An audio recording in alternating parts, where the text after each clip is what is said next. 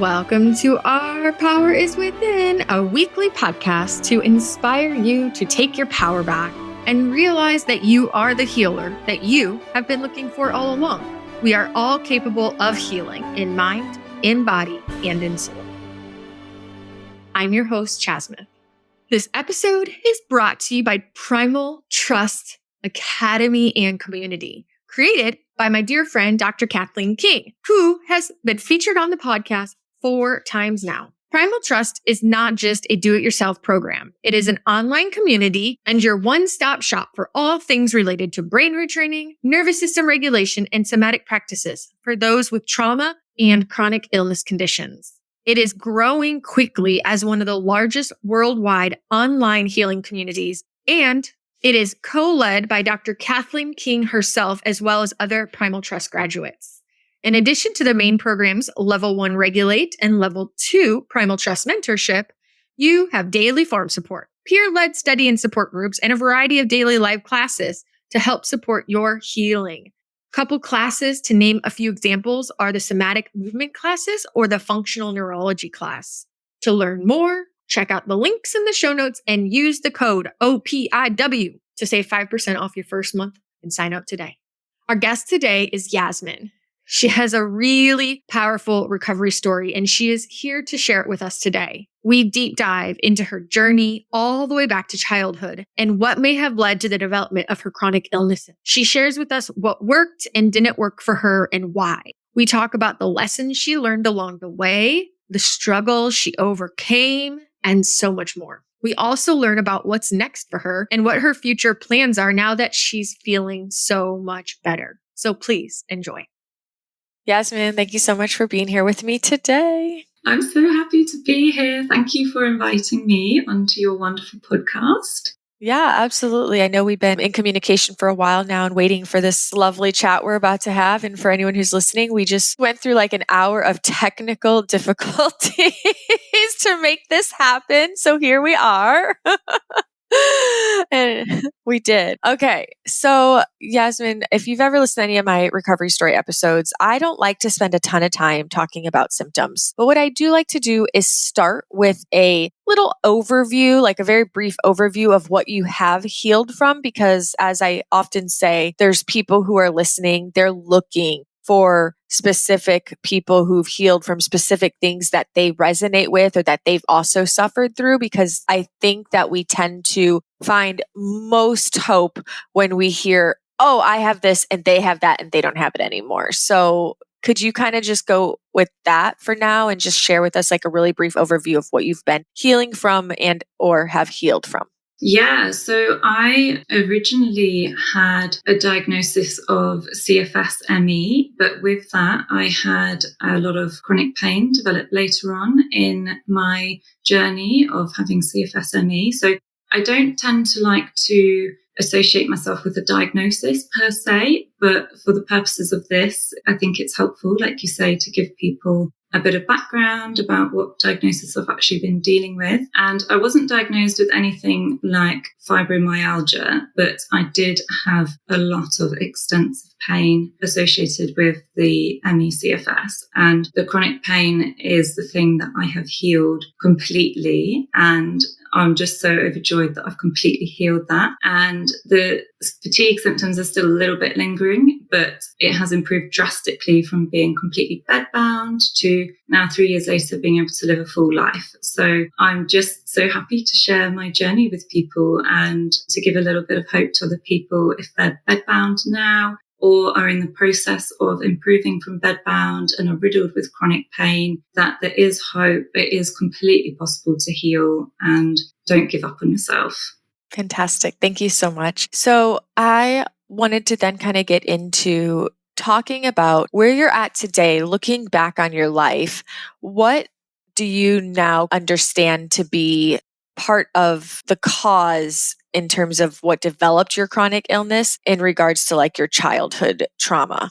I believe that my childhood experiences massively impact my nervous system. And actually, from around the age of 6, I started experiencing like chronic anxiety, and where I would get like tummy aches and all sorts of nervous symptoms about going to school and just in general day-to-day life. So really chronic symptoms like anxiety started happening for me from a really young age. And that was born out of the fact that I didn't really have any major traumas in my childhood, but my family life was very chaotic and I didn't really have a safe person that I could turn to for support with my emotions. And my mum was very dysregulated and my parents did the best they could, but they were working with the resources that they had in themselves, and they had a lot of their own childhood trauma and experiences. So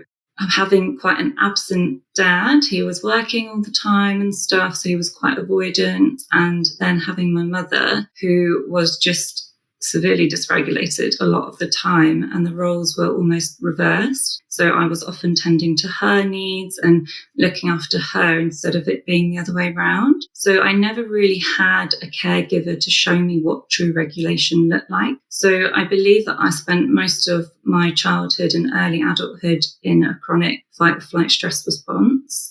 And that initially started to manifest as anxiety. And then over time, I just got to the point where in my system, I couldn't maintain that high level of fight or flight all the time anymore. And my system just completely crashed and went down into freeze. And that happened after my parents got divorced. So I think I felt completely abandoned by my dad, who was pretty much the closest I had to a safe person to run to if things were going wrong for me. And then so he left, and then I was left with my mum and all of her upset, and I had to support her through that. But no one was really thinking about me and how it was all impacting me. So I think that just all accumulated into my body, just saying, no, stop, I can't do this anymore. Yeah, it's crazy to think for a 6-year-old to have anxiety, right? Like 6-year-olds should just be out playing and living this carefree life experience, not already riddled with anxieties. I know. I had so much pain as well, even from that young age in my belly. I would really feel it in my body. And so I would be saying to my parents, like, I don't want to go to school, like I've got a tummy ache. And they were quite aware in some ways, like they knew that it was not that I had a bad belly, but that it was like some sort of psychological thing that was impacting me. So they sent me to a hypnotherapist, and that didn't really help because it just ended up suppressing it even more into my system because it made me fear everything more, which has been a big part of my journey actually in coming back to my body and not fearing the sensations that my body is giving me and being able to be with that without fearing it and without it having such a hold on me and giving me unnecessary symptoms. Yeah, because I'm thinking, as you're like saying all that, I do see how hypnosis can absolutely be a really productive, powerful tool given the right circumstance and the right time. But as a young child, to go to hypnosis,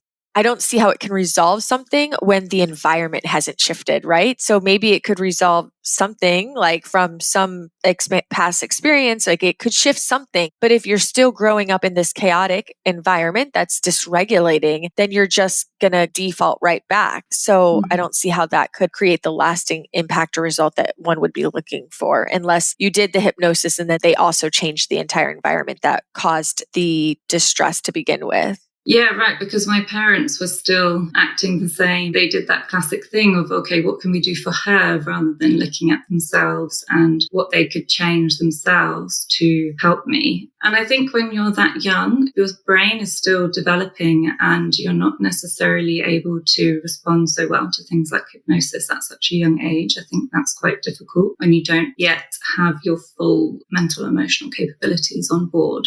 Yeah, I mean, they say you're kind of still in a hypnotic state, right? Like just kind of being conditioned and like at this sponge that's taking everything in around you. Yeah.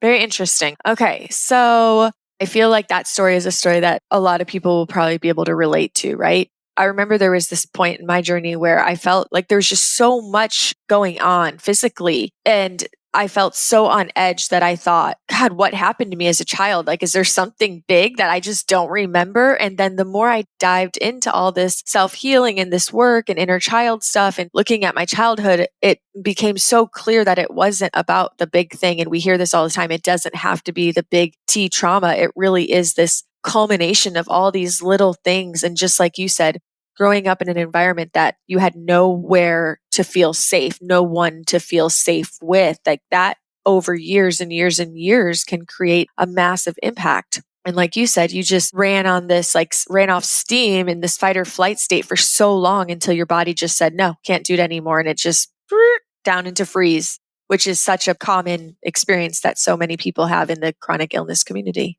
Yeah, for sure. But I mean, I didn't recognize that as really what was at play until about 10 years into my chronic illness. I did all the sort of supplements and nutrition and everything to get myself to a place where I was feeling a lot better. But it wasn't until I really crashed down to being bedbound in 2020 that I really was like, okay, I need to approach this differently.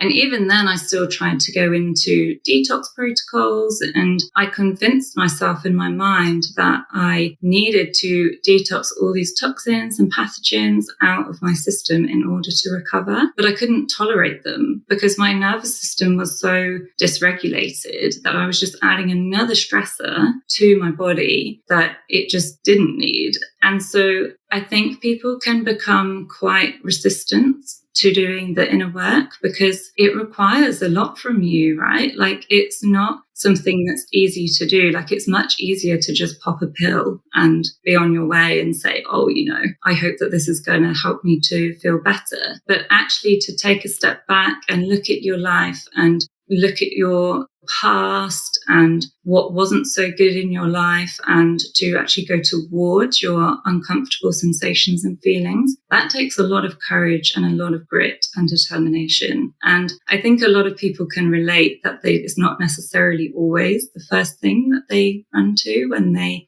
start a healing journey. And it's a shame because you can shave off so many years of healing and suffering and everything if you do start there. So that's one thing that I hope with sharing my story and from listening to podcasts and your podcast and things as well, is that people can get that message that you can start there. It's okay to start there. Like, don't put it off.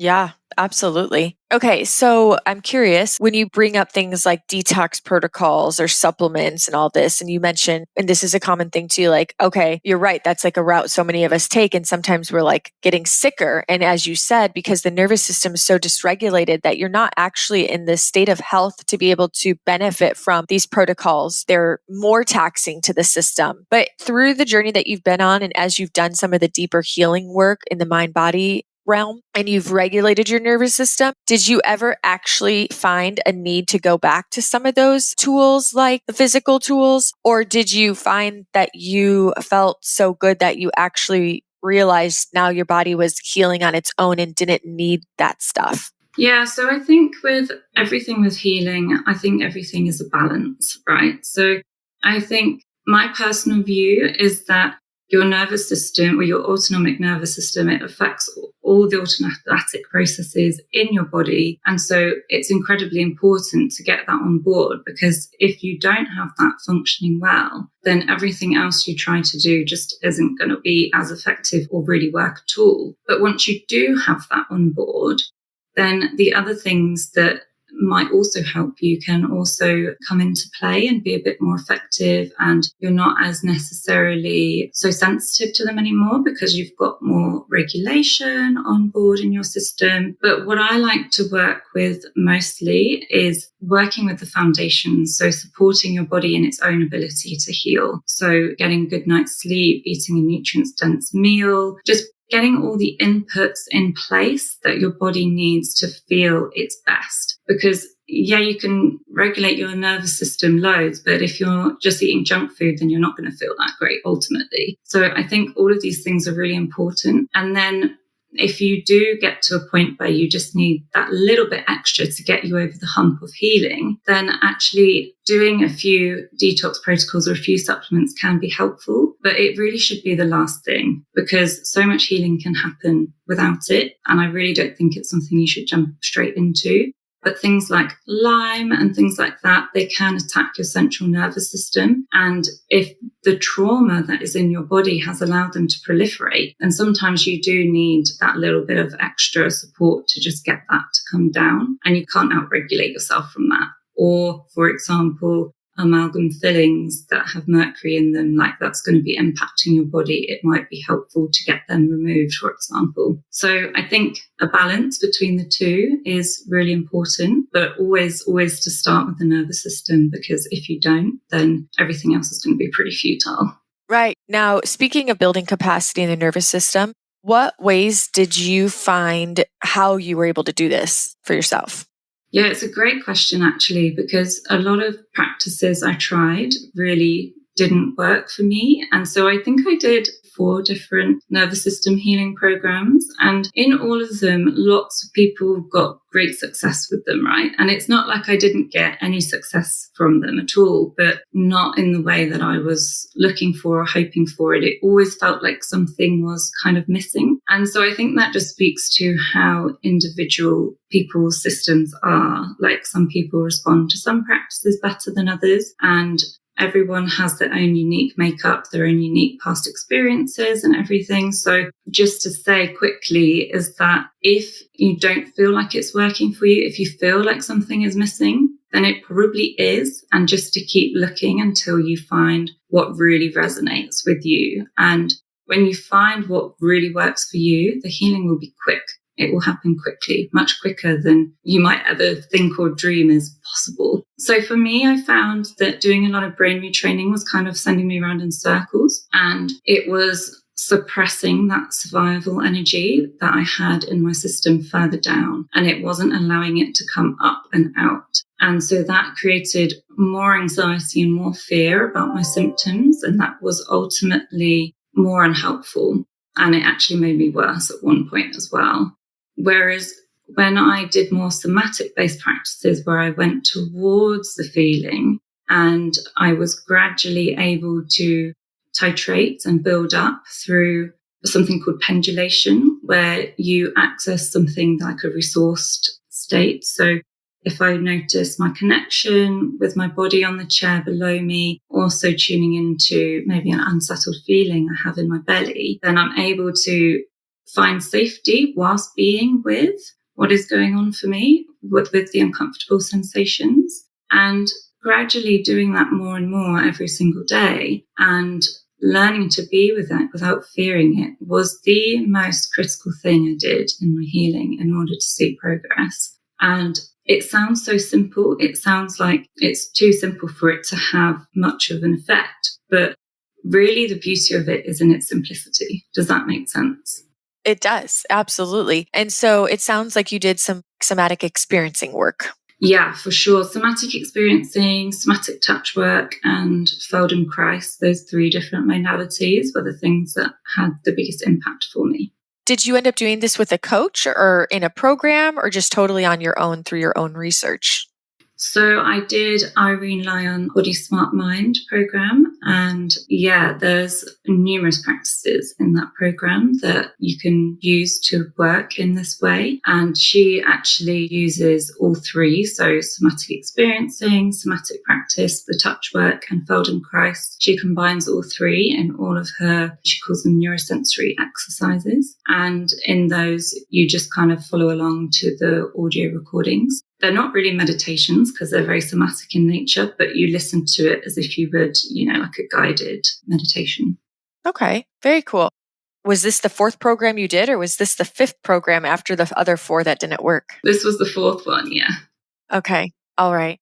And so that was it for you. Like all the other things to some degree helped you, or in some cases didn't help you. And then you tried this program and it was that combination of tools that just really supported you to overcome the chronic pain. Yeah, it really did. And because I was able to get out of my mind and just go completely into the body, like I wasn't over analyzing anything anymore. I was just literally surrendering to my body and in little bits connecting into what was difficult for me to feel, be that emotions, or I prefer to think of symptoms as sensations, because it just feels a bit nicer to your nervous system to talk about sensations as opposed to symptoms. And it was just so powerful. And whilst doing that, it allows your survival stress to come up and out.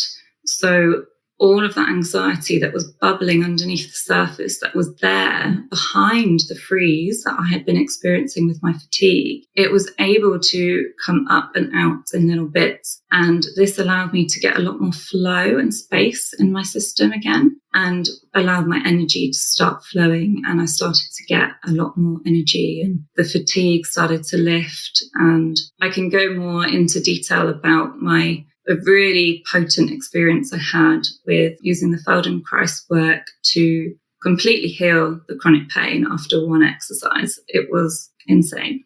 Yeah, let's talk about it.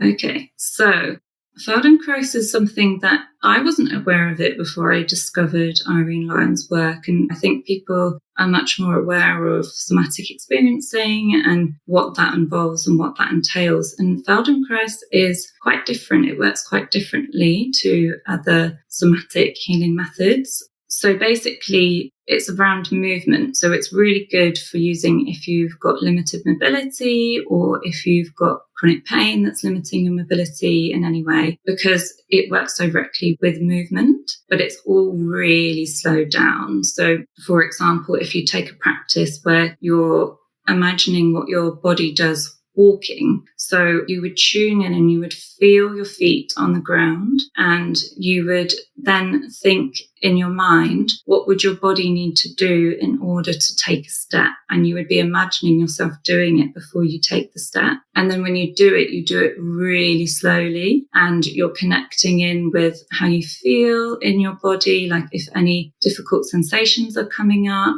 or emotions, and you're focusing all of your attention on the present moment in the action that you're taking. So it brings you into the present, and it allows you to develop a new sense of curiosity around how your body can move and how it functions by really slowing it all down. And with intention and awareness in that way, you can get really deep rewiring in your system. So I did this practice, and it was a 30-minute practice, but I only got about 15 minutes through until I started experiencing intense pain in my legs. And so that was my cue to stop. Like, I'd reached my capacity. I didn't want to send my system into overdrive. So often when we do practices like this, you can get a flare of sensations because it needs to come up and out in order for it to be fully released from your system and to complete that survival response. So I got all this chronic pain, and I was like, I thought I'd got this chronic pain in my legs when I walked too far because it was too much. But I realized I'd only taken maybe 3 steps in this 15-minute practice. But I got this chronic pain so badly. So I knew in that instance that it was all mind-body related. And it wasn't, obviously I felt the pain like fully and properly, like it was real. But I knew there wasn't anything wrong with me. It was just from that mind-body dysregulation that it was there. And so I didn't freak out about it because I just knew what was happening, and I was able to just take an Epsom salt bath and get an early night. And then the next day I woke up and it was completely gone, and it never came back ever since. And I was able to increase my steps to about 6,000 to 10,000 a day after just doing that one practice. So it was completely mind-boggling for me because I was like, oh, I just stood here and focused on how my body moves, and now it's gone. And first it came back intense. And I think it's important to also notice how you didn't go into a fear state when it came really intense like that. rather more just this observer, like you were in a place of just observing and noticing. And then you went and you stopped and you supported your system by taking a bath and resting, but without the fear, because I can only imagine that if we end up responding in fear, we could keep ourselves stuck in that spiral essentially. Yeah, and that's why doing the somatic work to actually build that capacity in my system to be with those uncomfortable things was really important, because if I hadn't have done that, then I would have just gone into a fear spiral and I wouldn't have been able to handle the pain that had flared for me. And I would have thought, oh, this isn't ever going to work. Like I'm going backwards and go into a whole sort of catastrophizing loop that your brain can get into in those sorts of situations. And I like to refer to Irene's analogy of having a swimming pool and having all of the balls in the swimming pool. Have you heard of this before? No. No, okay. So she talks about the swimming pool being your body, and then all the balls in the swimming pool are your trauma, or whether it's big T or little t trauma. So it could even just be chronic stress or, having a fall when you were a child, things like that. And all of these accumulate in your swimming pool, in your body. And when there's so many in there, they can't move and nothing flows, nothing works properly. But when you start to build capacity in your system, then you can start to grow the size of your pool. So you can grow the size of your pool so there's a bit more space for the balls to move around. And as you grow the size of your pool, balls can start to leave. And that's an organic trauma release. So you might experience that through like your body twitching or shaking or doing something like that. And then it passes through your system. And then the more and more balls that leave the pool, the more and more space and flow there is in your system for your body to work and function optimally. Right. So does that make sense, that analogy of like creating capacity and space and flow in your system so that it can start to work optimally again? It does make sense. And I wonder, could you break down some more in depth of the tools that somebody listening would use to help build that capacity in a practical way so that anyone who's out there listening says, okay, that sounds good. I want that, but how do I get there? Yeah, sure. That's the thing, right? Is finding the right tools so that you can actually get to where you want to go. So it involved a lot of orienting. So a lot of somatic experiencing work as well. So orienting just to your surroundings, looking around, seeing what you can see. At the same time, noticing the connection of your body with the ground below you and just really getting into the present moment, getting out of your mind and just seeing that you're safe where you are. And with this sort of somatic work, it does really seem too simple, but it's so, so powerful. And then you can do that pendulation that I described before, connecting in with what's uncomfortable. You can think about giving it a name and describing it and talking to it a bit, seeing if it has anything to say to you, like, I'm scared, or I don't want to be here, I don't want to do this, things like that. So you can start to connect into it and befriend it a little bit. So then it doesn't feel quite so scary anymore. And then when it starts to feel like a bit too much, you just come back into your environment, look around, feel where you are, feet on the ground. And it really can just be that simple, and it can integrate that into your day-to-day life. It's something that you can do when you're just out and about and you're finding it all quite challenging to your nervous system. There's too much stimulation going on. Then you can just look around. It's not something that you have to do any big movements for or anything, and you might feel awkward about doing that in a public space. It's literally something you could do without anyone noticing you're doing it. And I think that's the beauty of it, is that you can really integrate these practices into your day-to-day life like that. And it becomes more like a lifestyle then of just gently regulating yourself wherever you are, whatever you're doing. Like I'm doing it now and it's super helpful. And then there's other practices you can do, like somatic touch work, where you send your intention and awareness by touching different parts of your body. And it's like you're giving yourself that love and attention that perhaps you never got or didn't get as much of or enough of when you were growing up. And that can really help to build the capacity and to get those organic trauma releases to happen as well. When you were going through all of this type of work, Did you have any epiphanies or just realizations as you were going into the sensations based on like what came up? Like, oh, this emotion that I didn't even realize I was dealing Mm. with or that was underneath the surface? I think something that we can find difficult to tap into is thinking about anger, right? Like a lot of us don't like to associate the fact that we're angry or, we're frustrated about something. Like anger can feel quite scary to the system. So I realized that actually beneath a lot of the anxiety I had was a lot of frustration and a lot of anger, the predicament I found myself in, and to be left by the medical establishment with no answers. And so it was really important for me to realize what was lying behind the anxiety. Like the anxiety wasn't the end point. And to be able to build that capacity to be able to work with the frustration, the anger that's there, because it's a lot, right? Like working with anger, it involves a lot of energy. You have to be able to be with it and move that energy through your systems without it getting stuck. So anger work can't really be an entry point, I don't think, but you can get there with it and release it and feel pretty liberated once you have. Now, what are some ways that you would work with anger? Because I guess to go into the sensation and have a relationship with it to understand like what the sensation is trying to tell us, what it's there for, like what it's to key us into, say anger, as you said, for an example. Oh, okay. So I realize now that there's actually a lot of anger, frustration. So knowing that, being aware of that anger and frustration in the background is step one. But then what do you do with that from there?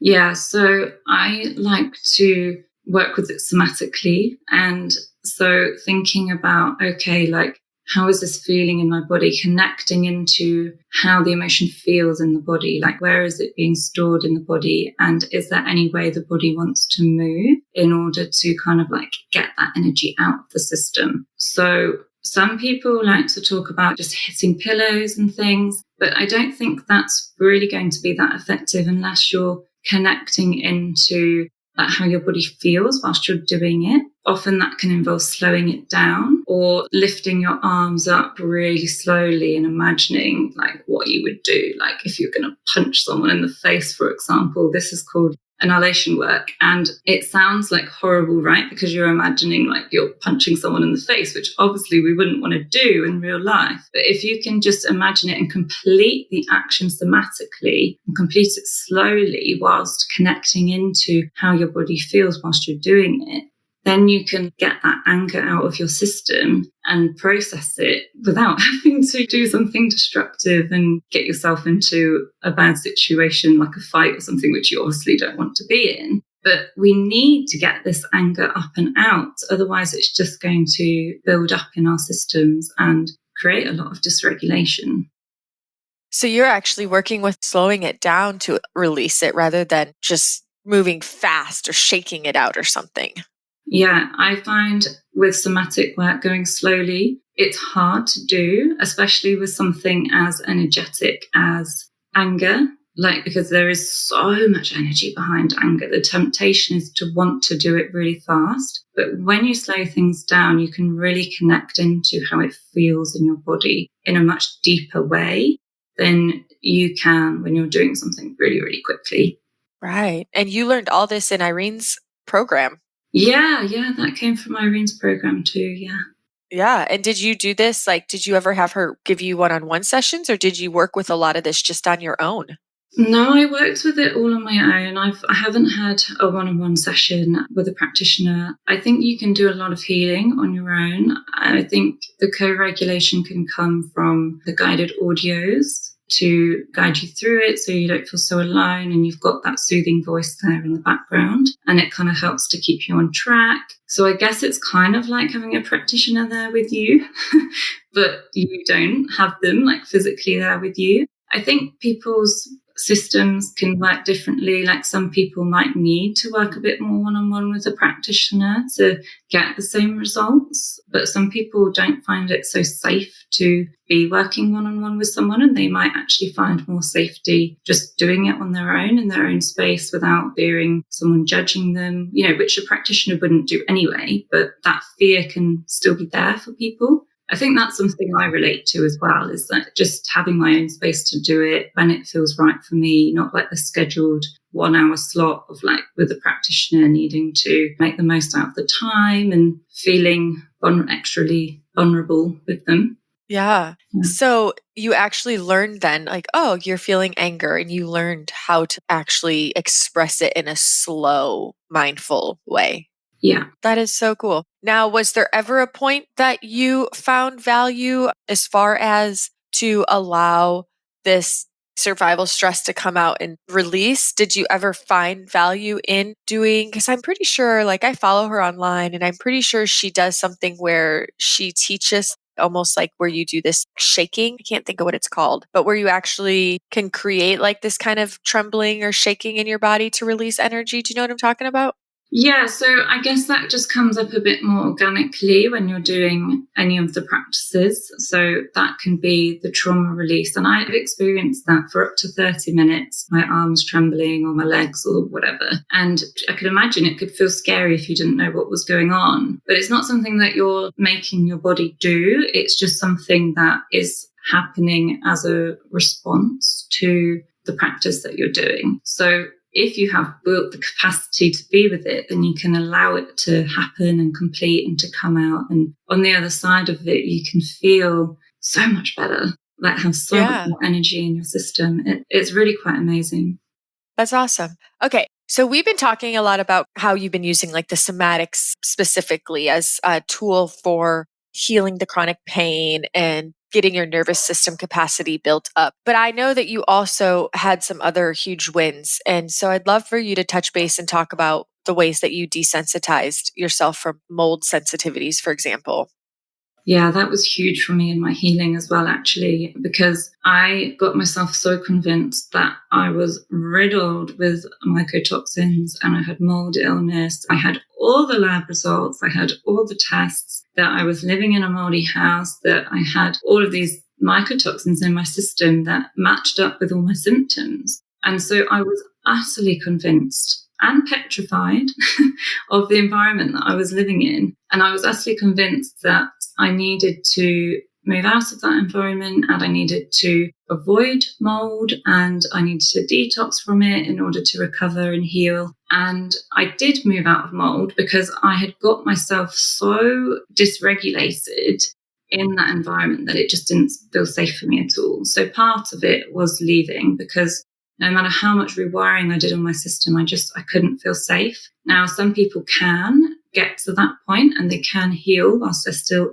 living in the mold. But for me, I felt like I needed that clean break. And we were looking at buying a house anyway. So it was kind of like the perfect opportunity to do that. But I was really adamant that when we moved, I couldn't just live this life of mold avoidance. Like I just couldn't do it. It seemed completely crazy to me. Getting people to come into their house and taking all their clothes off and showering and just like trying to avoid any exposure. I just thought that sounded super dysregulating and I would just be living my life in constant hypervigilance. So when we moved to this new house, which was about a year ago now, that was when I really started on my nervous system work and my nervous system healing. And that's where the brain retraining really played a huge role for me and actually made a big impact because every time I had that hypervigilance, that thought about mold or is there an exposure in this house? Or is there mold growing in the washing machine? Or what about in the shower or the sink? And I was surprised at how many times throughout the day my brain was going to mold. Like I was so hyper focused on it and had so much hypervigilance around it. It was insane. And so what I did was every time I had those thoughts crop up, I just did a brain retraining practice every single time. And I might not have done a full brain retraining practice every time because it was so often. just doing a short pattern interrupt just to like interrupt the thought and focus on my surroundings. Where am I now? Bringing in those somatics and that orienting a little bit created so much safety in my system. And over time, over the course of about 3 to 4 months, I think, I noticed that I just wasn't really having those thoughts anymore. And they were just slowly decreasing. And now, like in our house, there's some mold growing around the plug hole because it's impossible to avoid things like that from happening. And I don't worry about it. I don't react to it in any way. I know that's a pretty minor amount of mold, but we also, after about 6 months of living here, we unpacked all the items that would have been on the no list for healing from mold or bringing from a moldy place to a clean environment. So we put up all our pictures and we got all our books out and everything. And I just didn't have any reactions to anything at all. And I've since gone on to visit family and friends' houses where they've got pretty extensive mold issues, and I haven't had any reactions in those houses at all. Whereas before, I would literally go into a room in a house that had mold exposure and I would have pain all over my body. I would be so fatigued. I would get migraines. I would get skin infections. So all just from doing that rewiring work, I wasn't reacting in that way at all anymore, which was amazing. So liberating. It's so crazy, right? And I think how many of us probably have those nonstop hypervigilant thoughts about whatever it is, whether it's like whatever the thing is that we're afraid of. For you is mold. And so you just got to this point where you took the fear sensation away from the thought about mold, and then the brain just no longer could perceive it as a threat. Yeah, exactly. So I had like limbic system impairment where I was just hyper focused on it, and it had just been wired into my system because we'd been living in this house for a couple of years and I wasn't really seeing a lot of improvement in my health. And so I was just so utterly convinced and wired for that threat. And that's the beauty of neuroplasticity, right? Is that you can completely unwire everything and put new, more helpful pathways in to make big change in your body. Yeah, but just noticing, it's like how you said, so important to like notice when these little hypervigilant thoughts pop in and to interrupt them over and over again. Yeah, that was really the key. I also know that something you do aside from like somatics work is muscle testing. You use muscle testing on yourself to really help you. Can you explain how you're able to do that and how it supports you? Yeah, sure. So muscle testing is fascinating because it gives you a way of tapping into your subconscious mind through the autonomic nervous system. So it basically comes from kinesiology. I don't know if you've heard of kinesiology before. You basically can see the muscle response to stimuli. So you can notice whether there is stress on or around the body from something. And so in this way, you can check to see if you have any emotions or limiting beliefs or any specific traumas that are impacting your body in a negative way. And you can also do this for toxins and pathogens if that's something that you need to release. But your body will show you what it's ready to release through this muscle testing method. And so you can identify things that you might not otherwise be aware of in your conscious mind that might be holding you back in your healing. And then you can work on releasing those through energy clearings, where you basically send intention down to your cells to signal them to start releasing. And you'd be amazed at the power of intention because you're literally just communicating to your body that it's safe, it's ready, it's okay to release. And it just taps into its own ability to heal and release what it no longer belongs in the system. So what form of muscle testing are you actually using or that you find most supportive for you?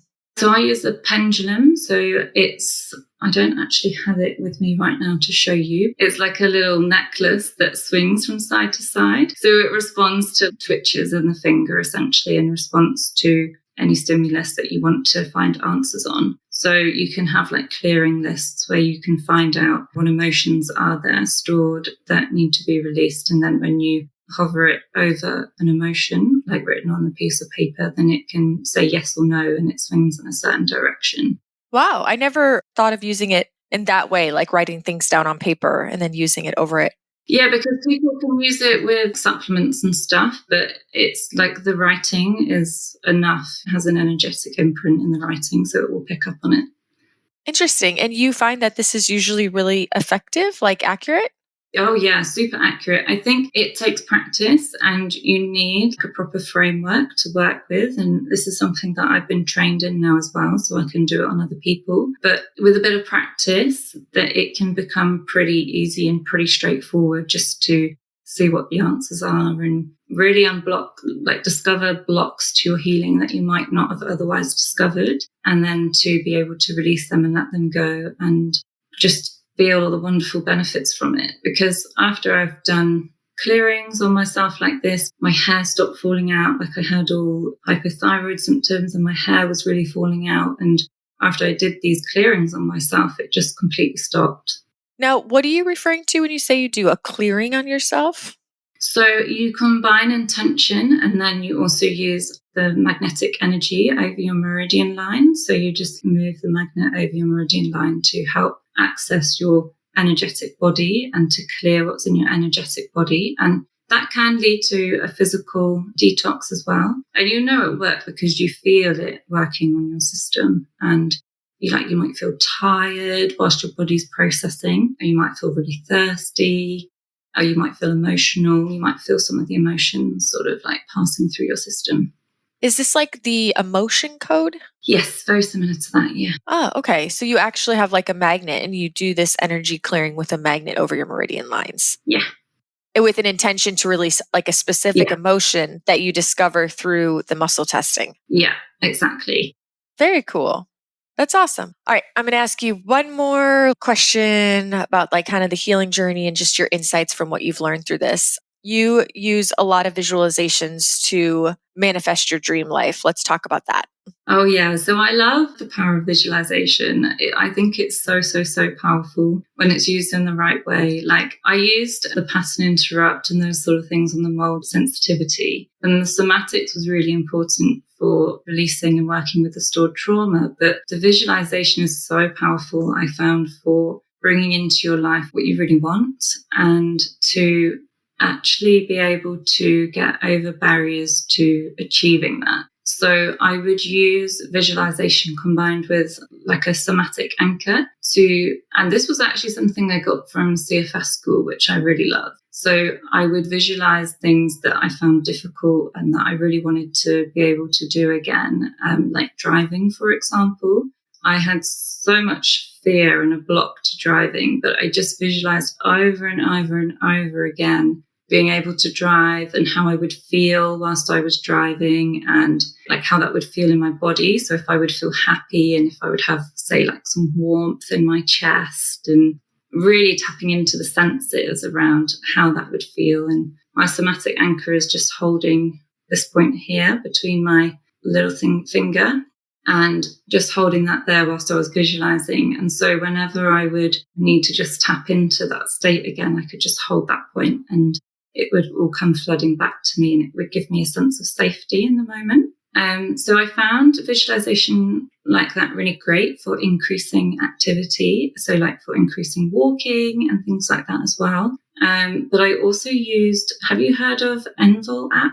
No, so it's a meditation app and it's so great. They've got loads of visualizations in there and they've got one that's called Dreams Come True. And so it's a 30-minute meditation where you basically visualize what you want to come true in your life. So be that you being more healed or living in a certain place or working in a certain career, whatever it might be, you can literally visualize this in the meditation. And it's so powerful because the frequencies that they use in the meditation help you to lower your brain waves to get into like a delta brainwave state. And that really helps with the rewiring in your system for it to like go really deeply in and for it to really cement in. And then it just, things that I was doing it on just started to come true. Like I got my dream house and my health started improving. Like I was building up my activity, my walking and my driving whilst doing these meditations and visualizations. And then I visualized sitting here at this desk in my living room and working and helping other people heal from chronic illness, which is all things I'm starting to do now. So going out on family trips and just spending beautiful moments with my son and my partner and just being well enough to do those things. And sure enough, if I did the visualizations enough, they would come into fruition. That's so cool. You have a son. How old is he? He's 3. 3. Okay. All right. Oh, so you had him right around the time you really started getting a lot better and healthier, huh? No, so I had him and then I got really, really, really bad. And then it's been over these past 3 years that so he's nearly 4. Okay. Yeah, I pushed myself to the extreme after having him and it completely sent my system into overwhelm. And that's when I got a lot worse. So it's really been a beautiful journey of coming back into regulation with such a young child, and being able to pass that on to him has been such a blessing, because if I hadn't experienced these health challenges, then I don't think I would have gone on this journey and been able to have that experience of parenthood and stuff with him in the way that I have had. Yeah, that's awesome. Yeah, parents who have gone through this journey and come out on the other side and understand all of this stuff about regulation and co-regulating and all that, they're a gift for the kids these days. That's a gift. For sure. I only wish I could have done it all before I had him, but life isn't perfect. No, it's not. Now, you said you used to visualize helping people and sitting in your office and doing this kind of work that you're now starting to do. So what are you up to now? Yeah, so I trained to be a holistic health practitioner, working on both the trauma and the nervous system side, as well as working more with supporting the body with detox if that is needed. So I learned how to do the muscle testing and how to do the clearings that we spoke about. But what I'm really excited about is that I am developing my own online healing program, which is called Revitalize. And so it's got 3 different levels. The first level is nervous system and foundations, because I believe that's where you need to start. And not everyone will need to go to the other levels, but if they do, that extra level of support is there for them as well. So level 2 is minerals and drainage. So opening up your drainage pathways and just rebalancing the minerals in your body so that your body can work optimally at the cellular level. And then if you really need it, we can do the more one-on-one work with doing the muscle testing and the detox clearings and any supplements that somebody might need in order just to get over that last hump of healing. So yeah, I've got those 3 levels, and I'm currently working with a few people, but I'm not opening myself up to other clients at the moment because I just want to get the program all sorted and ready to launch. So people can join the waitlist if it's something they're interested in, and I combine all the approaches that I learned on my own healing journey and all the different methods to create something that's super potent and powerful for people. That's awesome. Good job. Congratulations. Thank and we'll you. definitely have links in the show notes for people who want to connect with you and learn more about that. And so I'm going to ask you my final question that I ask everyone, okay? Mm-hmm. If you could only share one message for the rest of your life, what would you spend your life sharing? One message. Wow.